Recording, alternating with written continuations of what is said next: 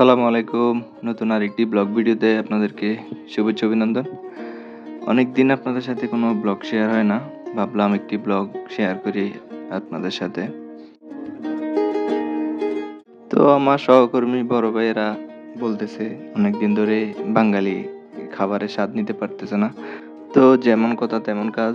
আমরা সকাল সকাল বের হয়ে পড়লাম বাংলাদেশি খাবারের স্বাদ নেওয়ার জন্য।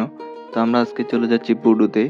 সেখানে ভুঁইয়া রেস্টুরেন্ট নামে একটা রেস্টুরেন্ট রয়েছে যেখানে হরেক রকমের ভর্তার আইটেম বাংলাদেশি সকল খাবার পাওয়া যায় ওখানে। তো আমরাও সেই উদ্দেশ্যে রওনা দিলাম। মালয়েশিয়াতে ভোর ৬টা থেকে রাস্তা একটু বেশি ব্যস্ত হয়ে পড়ে। ভোর ৬টা থেকে যার যার কর্মস্থলে পৌঁছানোর জন্য সবাই ব্যস্ত হয়ে পড়ে।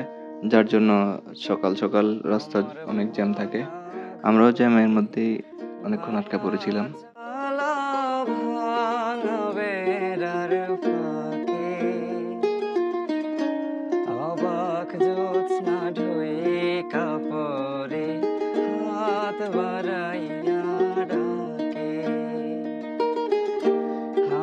সকাল সকাল ওয়েদারটা অনেক সুন্দর ছিল।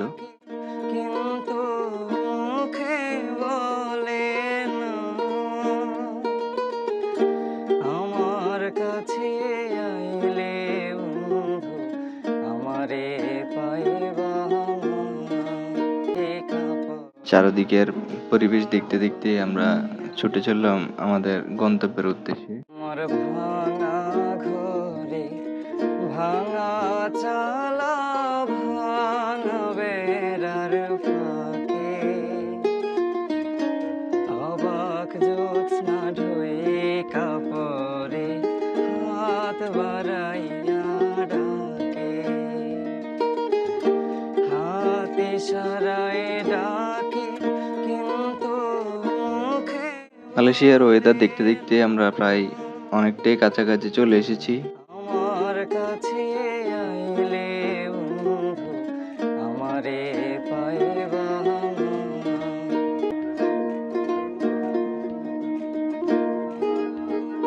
আমরা প্রায় পৌঁছে গিয়েছি আমাদের গন্তব্যস্থলে। পেমেন্ট করে আমরা নেমে গেলাম গাড়ি থেকে। পুডু বাজার থেকে 2 মিনিট হাঁটলে রেস্টুরেন্টটি পাওয়া যাবে। আমরাও প্রায় চলে এসেছি রেস্টুরেন্টের কাছে। তো রেস্টুরেন্টে আমি, বিল্লাল ভাই, জুয়েল ভাই, শিমুল ভাই, বাহার ভাই সহ 5 জনে আসলাম বাঙালি খাবারের স্বাদ গ্রহণ করতে। এটা হলো রেস্টুরেন্টের ভিতরের পরিবেশ। তো আমরা সকলে খাবার নিতে রেডি হয়ে গেলাম। কে কি খাবে ডিসাইড করতেছে। তো দেখতে পাচ্ছেন খাবারের আইটেমগুলা, গরুর মাংস, হরেক রকমের ভর্তা, সবজি, মাছ, ইলিশ মাছ সহ বাংলাদেশের সকল খাবার এখানে পাওয়া যায়।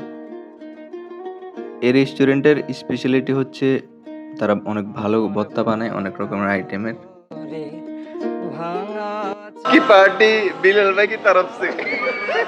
তো আমিও খাবার নিয়ে বসে গেলাম। চিংড়ি মাছের বড়া, চিংড়ি মাছের ভর্তা, কালো জিরা ও ধনিয়ার পাতার ভর্তা নিয়ে, সাথে ছিল ইলিশ মাছ। সকলে খাবার নিয়ে রেডি হয়ে গেছে। সকলে খাবার খাচ্ছে দেখতে পাচ্ছেন। ইশারায় ডাকে কিন্তু মুখে বলে না, আমার কাছে আইলে বন্ধু আমারে পাই। এখানে হরেক রকমের কোমল পানীয়, দই, মিষ্টি, রসমলাই, রসগোল্লা অনেক কিছু পাওয়া যায়। অনেকক্ষণ চিন্তা করার পর রসমালাই নিয়ে নিলাম। আমরা 4 জন রসমালাই নিয়েছি, শুধু বিল্লাল ভাই ছানা সন্দেশ খেয়েছিল।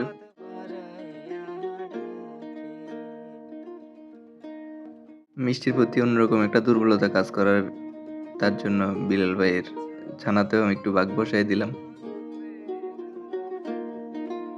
তাছাড়াও এখানে অনেক রকমের মিষ্টান্ন পাওয়া যায়, জিলাপি, বাতাসা, আরো অনেক রকমের জিনিস রয়েছে এখানে।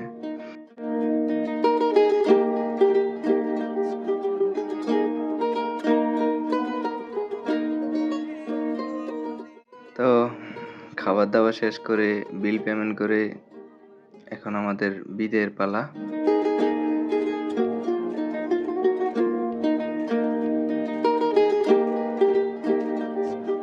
বিল দিয়ে আমরা রওনা দিলাম বাসার উদ্দেশ্যে। তো আজকের ব্লগটি এ পর্যন্তই। সকলে ভালো থাকুন, সুস্থ থাকুন। দেখা হবে, কথা হবে নতুন কোনো ব্লগে। সে পর্যন্ত আল্লাহ সবাইকে সুস্থ রাখুক। আসসালামু আলাইকুম।